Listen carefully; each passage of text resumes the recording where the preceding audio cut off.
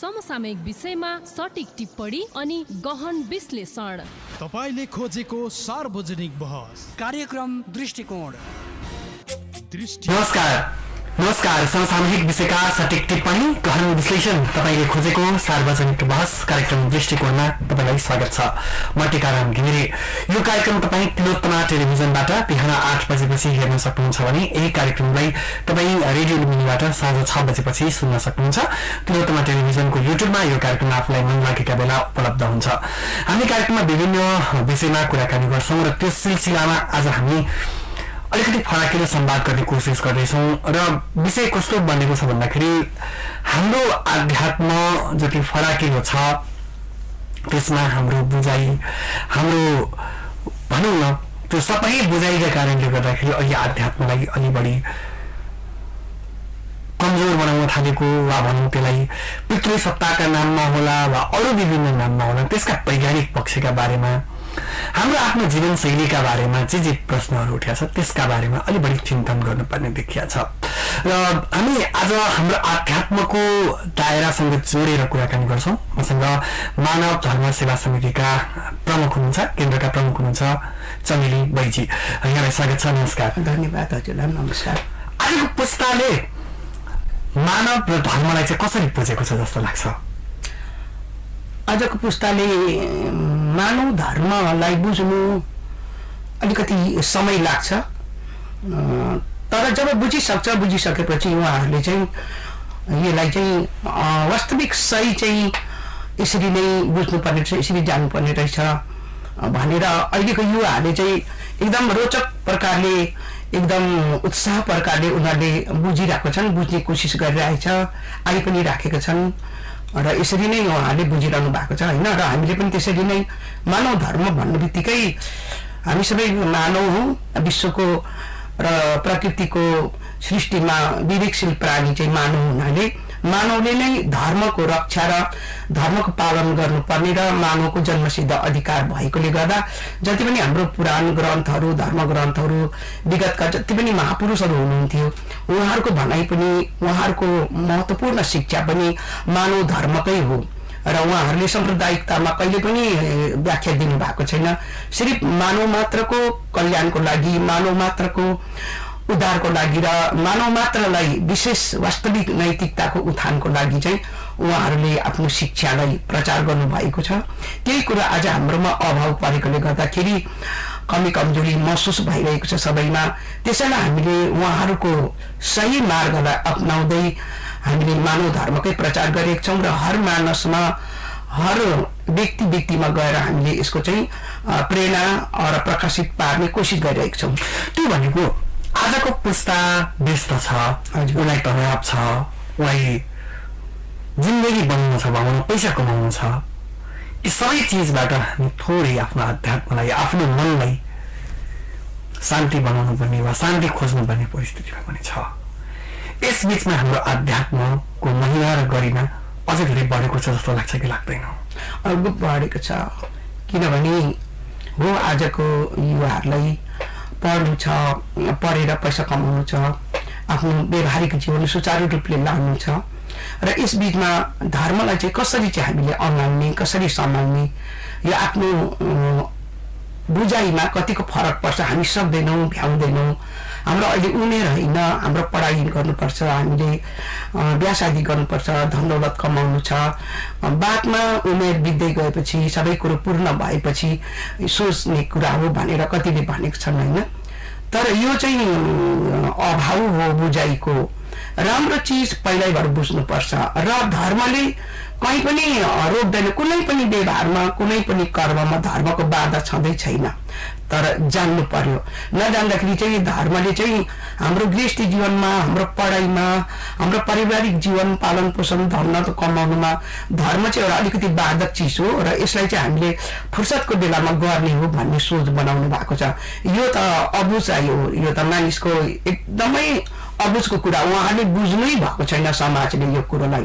धर्म भनेको त हाम्रो जस्तो एउटै सिक्काको दुई पाट हुन्छ त्यस्तै धर्म र मनुष्य हामी एउटै सिक्काको दुई पाट हौँ। धर्म छ, हामी छौँ, हामी छ धर्मको उपासना गर्न सक्छौँ।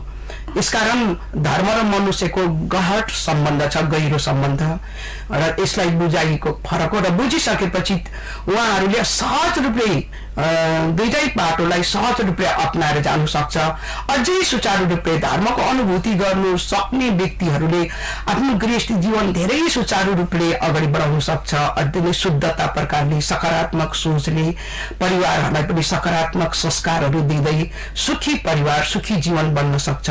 यसकारण धर्मको कुनै पनि पढाइमा, कमाइमा, कुनै पनि पेसामा धर्मले कहिले पनि बाधा दिँदैन। धर्म भनेको त जीवनको मित्र हो, असल मित्र हो। धर्म छ नै हामी छौँ, धर्मै छैन भने त्यो हाम्रो जिन्दगी नै रहँदैन। त धर्म त त्यो चिज हो नि। धर्म यो होइन नि किनभने कर्मै छोडेर ताली बजाएरै प्रभुको चिन्तन गरिरहनु पर्ने, कर्मै छोडेर नालै जपिरहनु पर्ने कहिले पनि विषय होइन।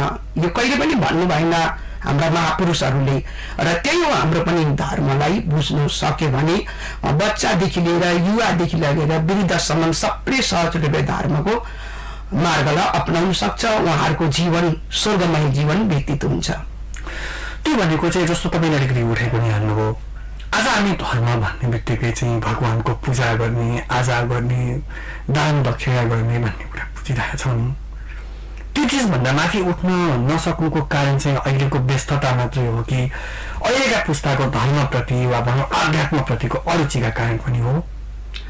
वास्तवमा यो दान पुण्य गर्नु भन्ने, यज्ञ होमादि गर्नुपर्ने भन्ने कुरो चाहिँ धर्मको नर्सरी क्लास हो।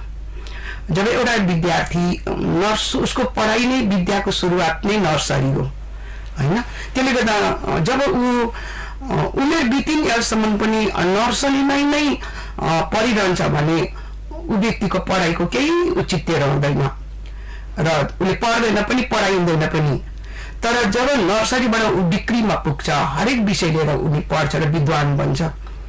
धर्म हामीले आमा बाउको पालादेखि भनौँ काखदेखि सिक्यौँ। दान गर्नुपर्छ, मन्दिर जानुपर्छ, पूजा गर्नुपर्छ, पाठ गर्नुपर्छ, माला जप्नुपर्छ, हरिकीर्तन गाउनुपर्छ, गङ्गा स्नान गर्नुपर्छ, तीर्थ गर्नुपर्छ, व्रत गर्नुपर्छ। यो हामीले बाबुआमाकै संस्कारले हामीलाई दिनुभएको यो एकदम उत्तम मार्ग हो यो। तर यो हाम्रो प्रथम खुड्किलो नर्सरी क्लास हो।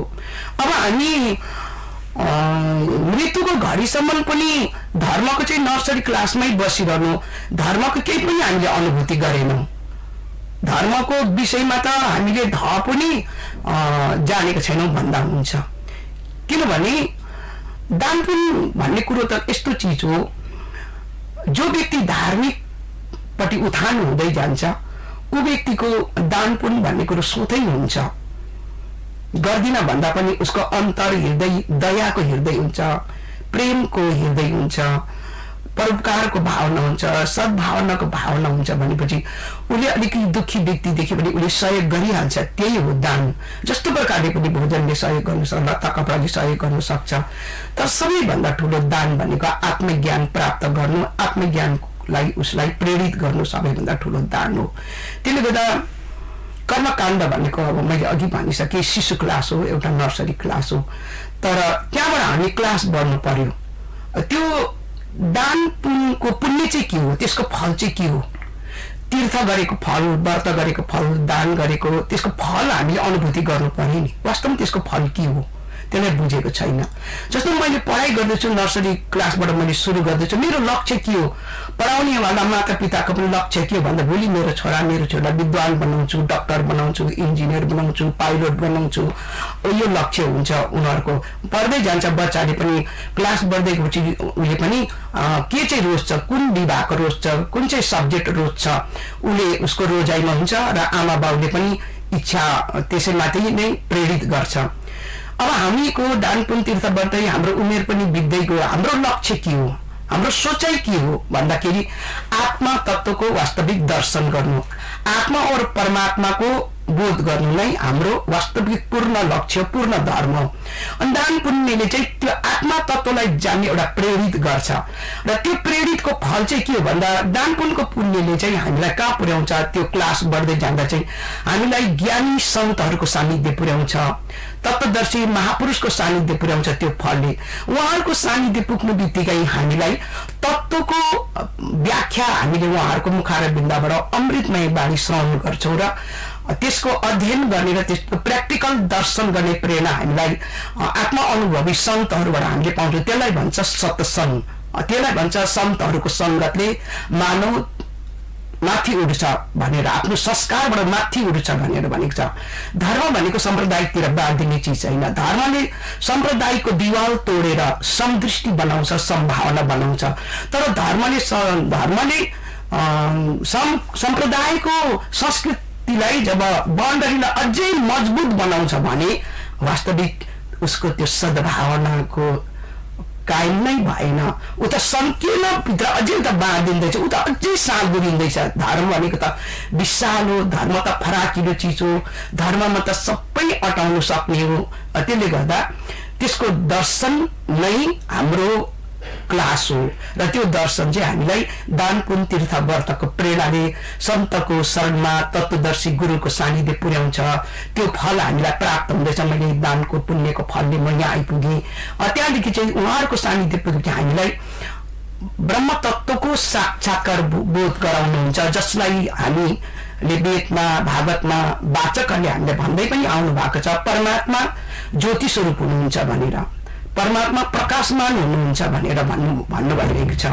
अनि त्यो प्रकाशमान स्वरूपलाई हामीले दान पुण्य तीर्थ व्रतको क्लासमै बसिरह्यौँ भने त हामी त एउटा अग्नि दियोकै प्रकाशमै सीमित रह्यौँ, चन्द्रमाकै प्रकाशमा सीमित रह्यौँ, सूर्यकै प्रकाशमा सीमित रह्यौँ। त्यो परम प्रकाश चाहिँ के हो नि, जहाँ भगवान श्री कृष्ण महाराज अर्जुनलाई भन्नुभएको छ, न तत् भासयति सूर्य न शशाङ्को न पावक यद् गत्वा न निरन्तन्ते तद्धाम परमं मम।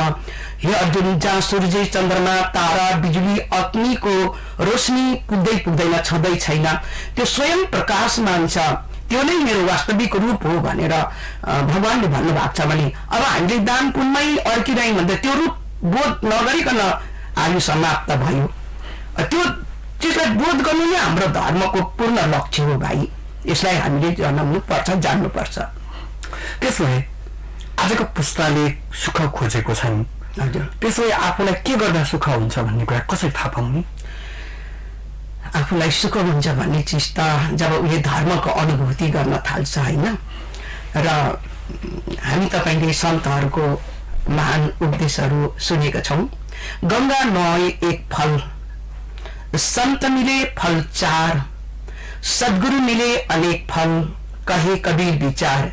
यो सन्त कबीरको उपदेश हो, महान बानी हो। सन्त गङ्गा नुहाउनाले एउटा मात्रै फल प्राप्त हुन्छ, हाम्रो दूषित विचारहरू कहिले पनि पखालिँदैन, हाम्रो कुसंस्कारहरू कहिले पनि पखालिँदैन। एउटा फल हुन्छ, शरीरको फोहोर पखालिन्छ। तर सन्तहरूको सङ्गतमा जानाले चार फल प्राप्त हुन्छ, धर्म, अर्थ, काम और मोक्ष भन्नुभएको छ। अनि सद्गुरु मिले अनेक फल, त सद्गुरुको सानिध्य पुगेपछि त झन् गुरुका आशीर्वादद्वारा, गुरुको प्रेरणाद्वारा भक्तले जो चाहे सो फल प्राप्त गर्छ भन्नुभएको छ। परम सुख, परम आनन्द त्यहाँ छ, अवश्य हो। किनभने जब अहिलेको सुख, अहिलेकोले मात्रै होइन, सुख त युगौँदेखि नै भौतिक सुखको पनि जरुरत पर्छ, जरुर भौतिक शिक्षाको पनि आवश्यकता छ। सबै परिपाटीलाई हामीले पूर्ण रूपले मिलाएर लानुपर्छ। रथको चारवटै चक्का मजबुत हुनुपर्छ, गाडीको चारवटै चक्का मजबुत हुन्छ र सही बाटोमा हिँडाउन सक्छौँ। एउटा मात्रै चक्का कमजोर भयो भने हामी त्यो बाटोमा हिँडाउनै सक्दैनौँ। रथको पनि जब दुईटै चक्का मजबुत छ, हामी त्यो रथलाई जहाँ पनि लान सक्छौँ। हाम्रो पनि गृहस्थी जीवनमा हाम्रो दुईटै चक्का मजबुत हुनुपर्छ, एउटा धर्म, एउटा गृहस्थी जीवन, भौतिक शिक्षा, एउटा आध्यात्मिक शिक्षा, एउटा भौतिक शिक्षा। यो दुईटा हाम्रो जीवनको चक्का हो। यो चक्का दुईटै मजबुत छ भने ऊ व्यक्ति त खुसी नै हुन्छ नि। जुन बाटोमा पनि, जुन मार्गमा पनि अप्ठ्यारो, उत्राउ चढाउ, आरोह अरोह, जसलाई पनि उसले सामना गरेर सुखी जीवन बिताउन सक्छ। किन भन्दा उसले चाहिँ त्यस परम तत्त्व सत्तालाई प्राप्त गरेको छ जीवनमा। र त्यसको उपासना उसले गर्नु बित्तिकै उसलाई अर्थको पनि संरक्षण गर्नु जान्दछ। अर्थलाई सही जग्गा मैले खर्च गर्नुपर्छ, बेकारमा, कुलतमा, कुमार्गमा फजुल खर्च मैले गर्नु हुँदैन। यो अर्थलाई मैले सही जग्गा खर्च गर्नुपर्छ। यो अर्थले नै मेरो जीवन, मेरो परिवार बनाउनुपर्छ, समाजको सेवा गर्नुपर्छ, अर्थले नै मैले पुण्य पनि कमाउनुपर्छ भन्ने कुरोलाई चाहिँ उसले अर्थलाई राम्रो चिन्छ, राम्रो बुझ्छ, अर्थको पनि कदर गर्छ र अर्थलाई पनि एउटा इष्टदेव हो। अर्थ एउटा इष्ट, एउटा प्रिय मित्र हो अर्थ। त्यो अर्थलाई उसले राम्रोसँगले सदुपयोग गर्न सक्छ अनि त्यो अर्थले पनि उसलाई सही जग्गामा साथ दिन्छ र ऊ खुसी हुन्छ। आज पुस्ताले जुन दौडधुप गरिराखेको छ अर्थोपार्जनका लागि, खुसीका लागि, स्वान्त सुखायातका लागि, परिवारलाई समय पर्याप्त दिन सकेको छैन, समाजलाई समय दिन नसकेको छैन, के यसभित्रबाट पनि खुसी खोज्न सकिन्छ? सकिन्छ अवश्य। किनभने सुखमा नमातिनु, दुःखमा नआतिनु भन्ने हाम्रो पुर्खाको उखान छ। तर हर व्यक्ति यो तत्त्वलाई, यो मार्गलाई नजानेर सुखमा चाहिँ ऊ धेरै फुर्कियो, धेरै नै। तर जहाँ दुःख आयो नि त्यसलाई सामना गर्नु नसकेर उहाँहरू सुसाइड पनि गरिरहेका छन्। किनभने त्यसलाई सामना गर्ने ब्यालेन्स मिलाउने कडी खोइ होइन। त यसकारण त्यो कडी, त्यो टेक्निक त एकमात्र आध्यात्मिक ज्ञान हो नि त, एकमात्र आत्मज्ञान हो, एकमात्र ईश्वरको उपासना हो, एकमात्र हामी यो चन्द्र, सूर्य, बिजुली र अग्निको प्रकाशमा छौँ। बाँकी त हामीले वास्तविक प्रकाश देख्छ। हाम्रो जीवन त एक समय हेर्नु भने त तपाईँ हाम्रो जीवन त अन्धकारमा दौडिरहेको छ नि त। अन्धकारमा दौडेपछि त ऊ त ठोकिने हो, कुनै खाल्टोमा जाकिने नै हो, चोटपटक लाग्ने नै हो, उसलाई घटना त उसको घर चाहिँ गर्छ। अन्धकारमा दौडिने व्यक्ति एक दिन न एक दिन त्यो अन्धकारमा दौडिने व्यक्ति उसको जिन्दगीमा ठक्कर पर्छ, धोका हुन्छ।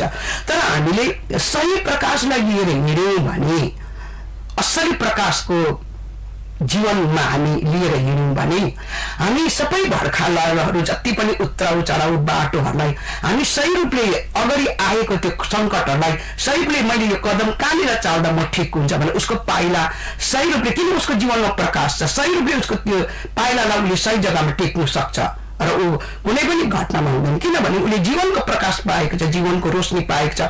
जीवनको रोशनी भनेको नै परमात्माको स्वरूप हो। जसरी तपाईँ हामीले वेदका मन्त्र भन्छौँ र गुरुले उपनयन संस्कार गरेको दिन त्यो मन्त्र दिनुभएको हुन्छ, ओम भूर्भुवस्वः तत्सवितुर वरेण्यं भर्गो देवस्य धीमहि धियो यो न प्रचोदयात् भनेर यो मन्त्र हामीले उच्चारण गर्छौँ। शिष्यहरूले नियम पालनसँगले हामीले गरिरहेको छौँ र यो त सन्यासीको लागि मात्रै होइन नि त। यो मन्त्र त गृहस्थीको लागि हो। गृहस्थी जीवनमा वर्तमान गर्नै पर्छ, यो संस्कार गर्नै पर्छ, हाम्रो हिन्दू परम्पराको संस्कार गर्नै पर्छ। यो मन्त्रलाई, यो संस्कार गरेपछि मात्रै हामी पक्का वैदिक सनातन धर्मको पालक हौँ, संरक्षक हौँ भन्ने यो बुझाउँछ। त्यसले गर्दाखेरि अब त्यो त गृहस्थीहरूको जीवनमा त्यो 12 वर्ष पुगेपछि त्यो गराउने कर्म हो। तर त्यो भर्गो ज्योतिको प्रकाश उसले पाएकै छैन, मन्त्र मात्रै रटिरहेको छ। जब उसले त्यो भर्गो स्वरूपलाई प्राप्त गर्छ, प्र्याक्टिकल अनुभूति गरे त उसको जीवनको यात्रा त सुखमय जान्छ नि। विदेशमा जाऊ, धन कमाऊ होइन, जस्तै एउटा खाडी मुलुकमा गएर उसले त्यो पसिना बगाएर कर्म गर, तर उसको साथमा उसलाई साहस हुन्छ, मेरो साथमा परमात्मा साथी छ, जसको म हर कर्म गर्दै पनि परमात्माको निरन्तर उपासना गरिरहेको हुन्छ। त्यसले गर्दा उनीहरू हामीसँग जोडिरहेको हुन्छ। अहिले त हामीले जुमको कार्यक्रमहरू पनि चलाउँछौँ। जस्तै खाडी मुलुकमा पुगेर बिचाराहरू पसिना बगाएर आफ्नो छोराछोरी सुखको लागि, पालन पोषण पढाइको लागि कर्म गरिरहेको छ। उहाँहरूले कति सुखमय हामीसँग जोडिरहन्छ। जुमबाट हाम्रो कार्यक्रममा जोडिएर हामीसँग प्रेरणा लिइरहनुहुन्छ। ल भाइहरू, तिमीहरू यो जुन उपासना गर्दैछौ, तिमी आफ्नो ड्युटीमा पनि त्यो नाम चाहिँ प्रभुको शक्तिमा जोडिराख है। जति ड्युटीबाट छुट्टिएर आउँछ, आफ्नो रुममा खाना पकाएर खान्छौ, त्यति बेला पनि 5 मिनट भए पनि 15 मिनट भए पनि आफ्नो बिस्तारमा बसेर साधन गर, मेडिटेसन गर, त्यो भर्गो ज्योतिको उपासना गर, त्यो पावन नामको ध्यान गर। जुन नाम तिम्रो श्वासमा निरन्तर चलायमान भइरहेको छ, त्यही चलायमान हुने त्यो अजपा शक्तिले तिमीलाई बिहान उठाउँछ र तिम्रो दिमागको गाइड गरिरहेको छ। अब म यति बजी ड्युटी पुग्नुपर्छ, त्यो ड्युटीमा तिमीलाई पुर्याउँछ। त्यो ठिक दिमागले गाइड गरिरहेको छ। दिमागलाई गाइड गर्नेवाला एनर्जी के हो भन्दा, दिमागलाई गाइड गर्नेवाला एनर्जी नै आत्मा हो। त आत्माभित्र के शक्ति छ भन्दा ईश्वरीय एउटा लाइट छ, प्रकाश छ। त्यसलाई नै भन्यो भगवान महापुरुषहरूले परम प्रकाश भनेर भन्यो। रामायणमा परम प्रकाश रूप दिन राति नै कछु चाहिए कुछ दिया घृत बाती भनेर सन्त शिरोमणि तुलसीदासजीले भन्नुभयो। परम प्रकाश दिन रात चलिरहने रहेको छ। न चन्द्रमा, न सूर्य, न दियो, न अग्नि, न घिउ, न दियोको जरुरत पर्छ। भनेपछि त त्यो विदेशमा गएर काम गर्नेहरूको लागि एउटा दियो बोकिरहनु परेन, एउटा बत्ती बनाएर दियोमा लगाइरहनु, कसकै हृदय नै एउटा दियो हो। यही हृदय रूपी दियो भित्र उसको परम प्रकाश जलिरहेको छ। त्यसको दर्शन गर्दै कर्म गर्दै जस्तै देशमा जाओस् परिवारहरूलाई पनि सुख शान्ति पाल्छ और जीवन प्रभुको ध्यान गर्दै ड्युटी गर्छ, त्यहाँ गएर पनि ऊ सफल भएर आउँछ। भाइ यो चिज हो, जीवनको एउटा असल मित्र हो धर्म भनेको। त्यसमै अहिले हामीले जे गरिरहेछौँ, जुन पुस्ता हस्तान्तरण हुनुपर्ने थियो नि संस्कृतिका बारेमा, हजुर हाम्रा असल परम्पराहरूका बारेमा, ती संस्कृति हस्तान्तरण हुन नसक्नुको कारण चाहिँ किन होला? यो दुःखको कुरा त यही नै हो भाइ, होइन? किनभने अहिलेको युवाहरूमा त्यो संस्कार हस्तान्तरण गर्नु बिचमा छुट्यो अलिकति कता। अब कहाँ के भयो त्यो अब हामीले त्यो खोजेर गल्तीहरूलाई खोजेर पनि अब समय किन बर्बाद गर्ने, खोज्नु जरुरत पनि छैन। र हामी त अबको युवाहरूलाई चाहिँ यो हस्तान्तरण गरौँ है भन्ने हाम्रो लक्ष्य हो।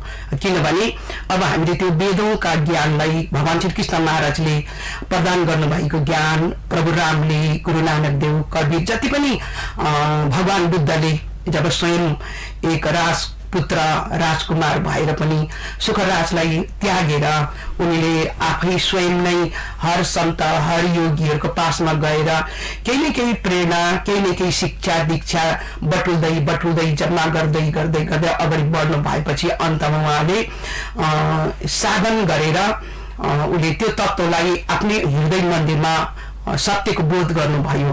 र यही चिजले हर प्राणीलाई शान्ति दिने चाहिँ यही चिज हो, दुःखबाट मुक्त गराउने चाहिँ यही चिज हो। सत्य चाहिँ मैले भेट्टाएँ, सत्य वास्तवमा यो चिज रहेछ भन्ने कुरोलाई उसले प्रमाणित आफै स्वयं मेडिटेसन गरेर प्रमाणित गरेपछि मात्र उसले समाजलाई सेयर गर्नुभएको छ। र आज हामीले पनि त्यही उहाँहरू महापुरुषहरू हिँडेको मार्गलाई हामीले पनि आफ्नो आउनेवाला भावी सन्ततिहरूलाई चाहिँ हामीले हस्तान्तरण गर्नु सक्नुपर्छ। तर तपाईँ हामी नै पहिला त्यसको जिम्मेवारी लिनुपर्छ, लागि पर्नुपर्छ। हामीले नै त्यसलाई बोध गर्नु पर्यो, स्वयंले हामीले दर्शन गर्नु पर्यो। भगवान, ईश्वर, धर्म भनेको कथालिक विषय होइन, ईश्वर दर्शनको विषय हो, परमात्मा अनुभूतिको विषय हो। यसकारण हामीले अनुभव गरौँ र अनुभव गरेर बच्चादेखिको घरको अभिभावकहरूले हस्तान्तरण गर्दै जानुपर्छ।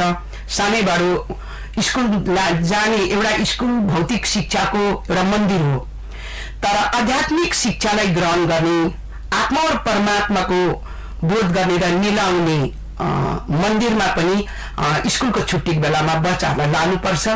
त्यो स्कुल भनेको चाहिँ आध्यात्मिक सिक्ने स्कुल भनेको चाहिँ मन्दिर हो और सत्सङ्ग हो, जहाँ सन्तहरूले सत्सङ्ग गरिरहेको छ, जहाँ ज्ञानी सन्तहरू बसेको छन्, जसले बच्चादेखि लिएर वृद्धसम्मलाई धर्मको असली संस्कार र प्रेरणा दिइरहनु भएको छ।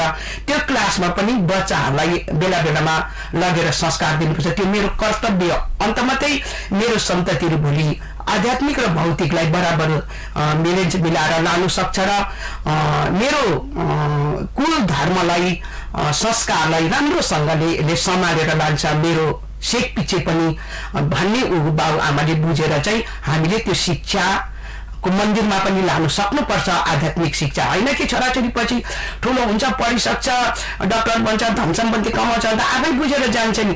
यो मूर्खताको कुरा चाहिँ हामीले कहिले पनि गर्नु हुँदैन। कुमार्गले उसको दिमागलाई पक्रिसकेको छ।